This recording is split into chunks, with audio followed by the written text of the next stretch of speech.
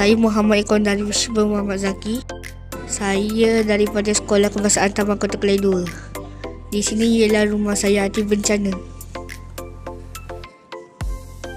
Di sini ialah pakaian belum siap.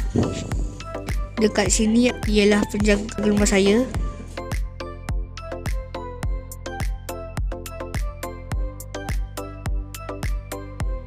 Dekat sini ialah tempat menyimpan kereta saya. Sini ialah tempat membaca buku. Saya akan menunjukkan ruang tanah saya.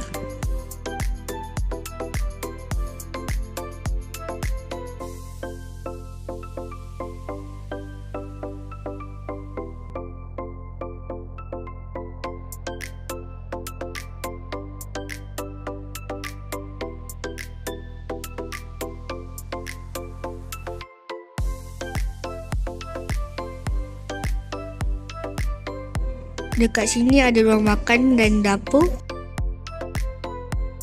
Sini ialah tempat memasak.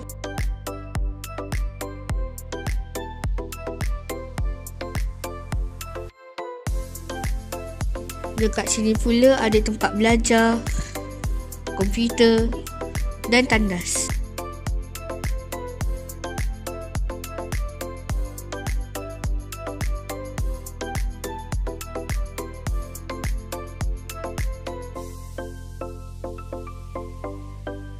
Dekat sini ada lift automatik. Kat sini ada ruang tamu yang kedua. Sini ialah tempat tidur. Dan sini juga ialah tempat tidur. Ini tempat untuk ruang simpanan.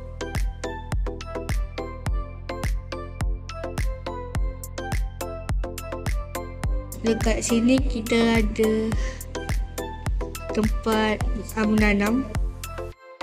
Dan sini juga ada tempat mainan. Di tepi ni juga ada haiwan peliharaan saya. Dekat sini ialah sistem solar saya. Sekian, terima kasih.